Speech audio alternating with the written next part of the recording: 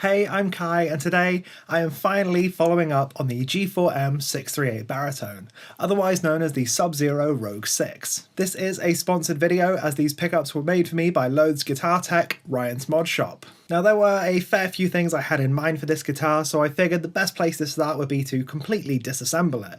This would give me a little bit more manoeuvrability for some of the fiddly jobs. I definitely should have swapped the tuners while the neck was still attached. It's surprisingly difficult to attach tuners to a neck when it's not attached to a body. While I did praise the action of these stock tuners in my original demo, I did want to swap them out for locking tuners, mainly for faster string changes, but also because when you get to this long scale and you're working with the very end of a string, it can be a little bit fiddly. The tuners I've used on this one are the Vanson set of locking tuners. I used these previously on the Schecter KM7 and they've held up really nicely, so I ordered myself another set. Bonus points as well, these were a straight drop in. I didn't need to drill any screw holes or widen any of the post holes for this. They just screwed on instantly just like the stock tuners would. A little cosmetic job that I wanted to do to this one is to degloss the pick guard. I noticed especially on video that the stock pick guard was picking up a lot of reflections from around my room, and being someone that plays to camera a lot of the time, I don't really like that. Starting with 220 grit sandpaper though was definitely the wrong move. This led to some really deep scratches that I couldn't really get out as I went through the finer grits. That said, I definitely prefer the look of it now to how it looked with the gloss. I'll get that on the B cam quickly and show you what I'm talking about. It's picking up a lot less of the reflections around the room. From there I shielded the cavity. Now I was initially under the impression that the guitar was picking up a lot of EMI noise, however I tested this before and after and didn't notice any real changes, and then I unplugged the guitar and found the same noise to be present, so whole waste of time on that one, but it's good to future-proof these sorts of things. Shielding can't really do any damage to the guitar, and it has helped me out with some noise problems in the past, particularly through things like RGB keyboards, so it's a nice to have feature that definitely didn't need to be done. Onto the pickups and the electronics. Now the stock pickups in this sounded absolutely fantastic. I really enjoyed them and I probably could have gotten away with them if I wanted to. That said, I got chatting to Ryan's Mod Shop and he built me a set of pickups specifically built for down tuning. In fact, the guitar that he's tested them out and prototyped them in is this same G4M 638 baritone. I'll leave a link to his video on building these pickups in the description box below if you'd like to find out some more. The main idea behind these is that they're super low output pickups and the outer coils are wound slightly hotter. This means that you get a bridgier bridge pickup and a neckier neck pickup. It also means that they're not super compressed like some high output pickups will be, which works really nicely for down tuning. Unfortunately, the lower output does kind of mean it's not worth doing an A-B comparison against the original pickups. These are really built to be boosted, and I didn't want to do before and afters with different tones because it just didn't make much sense. I swapped out all of these stock electronics on this one for things that I just had sort of lying around. So we have a CTS pot, we have a Music Lily 3-way switch, we've got a new blank white knob on this one, there's a mini toggle switch which is going to be my coil split, and the output jack is now a Switchcraft jack. I didn't get any of the electronic stuff on camera just because I'm not ready to take that kind of heat. My soldering skills are really not very good, so it works and that's fine for me. The frets on this one didn't need any attention at all. I went over it with a fret rocker and the results were so minimal that it wasn't even worth touching them up. The only thing I did to them was gave them a quick polish. Polishing them is a 20-minute job. I taped off the fretboard, I hit them with some Autosol chrome polish, and then I just buffed it in a bit. I changed the string gauges from stock as well, so this one comes stock with a 24 to 84 gauge, which is optimized for E standard as a typical sort of bass 6 thing. However, I swapped them out for a 15 to 80 gauge set, as I'm going to be tuning down to drop E instead. This is essentially like standard tuning, but the top 5 strings are tuned upper tone. I think I'm going to swap out for a 15 to 85 gauge set and hopefully improve the feel. I guess the last thing to mention here is that I added a Damasio clip lock strap. This is something that I prefer on most of my guitars as you can quickly clip the strap on and off and use them for different guitars. Before I get into some of the tone clips for this, be sure to drop me a subscribe if you haven't done so already. For starters, I'm just going to run through all of the different pickup positions on a clean setting. We have a 3-way toggle switch for the pickup selection and a coil split as well. Starting on the bridge, we're going to do bridge, middle, neck, and then split for all of those.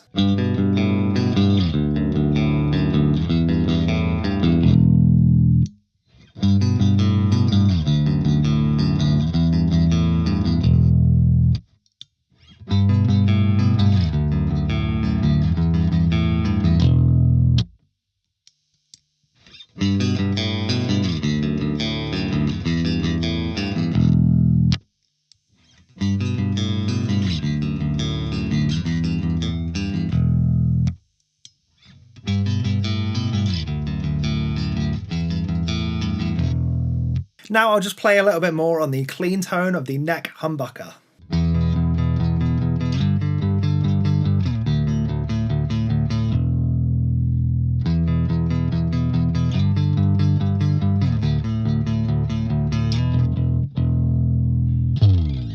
Now for a tone that I didn't have on the original one, it's going to be the split neck pickup. I'm also going to switch over to something a little bit more ambient for this.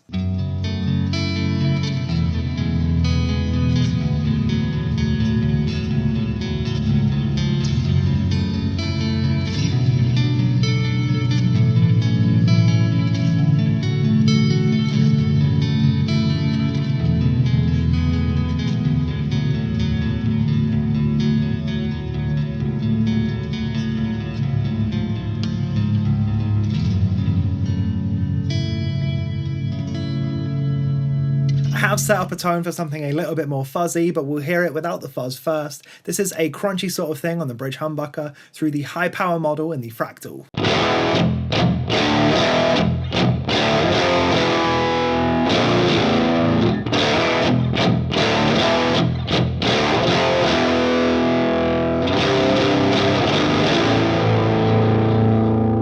And with the fuzz.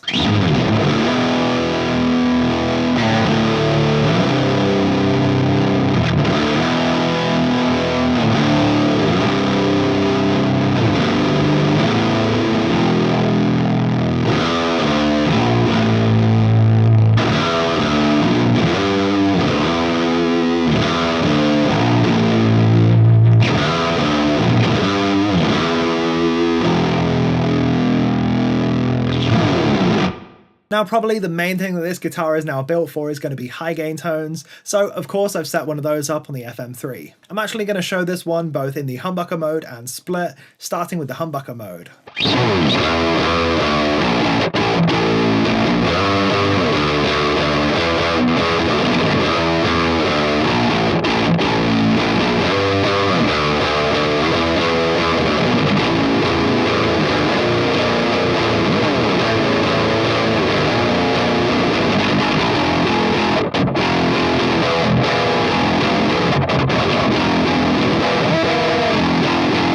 And now split.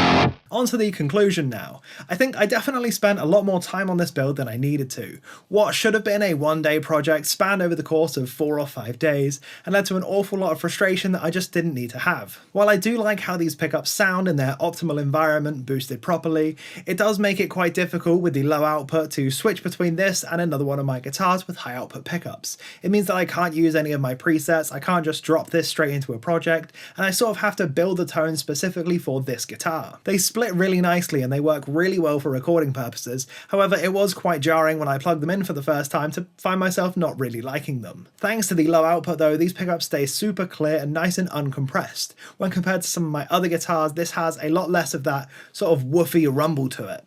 I did plan to swap out the bridge on this one for a roller bridge. I put one of those on the Harley Benton Guitar Bass VS and I absolutely love that bridge, one of my favourite tunematic bridges of all time. However, I ordered 3 of them, one of them didn't turn up and 2 of them didn't fit, so I just sort of called it quits as a maybe I'll fix that in the future kind of thing. I probably should have swapped the nut out on this one as this was cut for much heavier strings and I am getting a little bit of that sitar-y sort of rattling on just some of the open strings. That said, that may improve when I switch to a heavier gauge of string like the 16 to 85 I mentioned previously. So I'm sort of on the fence about that one. It may be something I do in the future, it may not. If it works out that this guitar ends up with the stock 24 to 84 strings again, so be it. I think swapping out the electronics for my preferred layout and deglossing the pickguard are 2 of the best moves I've made on this really. It looks an awful lot better and it functions exactly how I need it to. Overall, I'd say it's definitely better than it was before, however not by that much, and it's purely subjective really. Obviously I do intend to remedy some of the underlying issues that I'm still dealing with on this one, however this guitar has already consumed enough of my life that I just wanted this one done for now. That's the way that mod projects go sometimes. Sometimes stuff works, sometimes stuff doesn't work, things fit, things don't fit. It's just how it is. Let me know what you think of it in the comments though. What do you think of the looks of it? What do you think of the tones of it? Just generally, how are you feeling? That's everything I've got for this one, so thank you ever so much for sticking around to the end of the video. If you'd like to check out another one of my videos, there'll be a link on screen for you to do so. Thank you for watching, I've been Kai.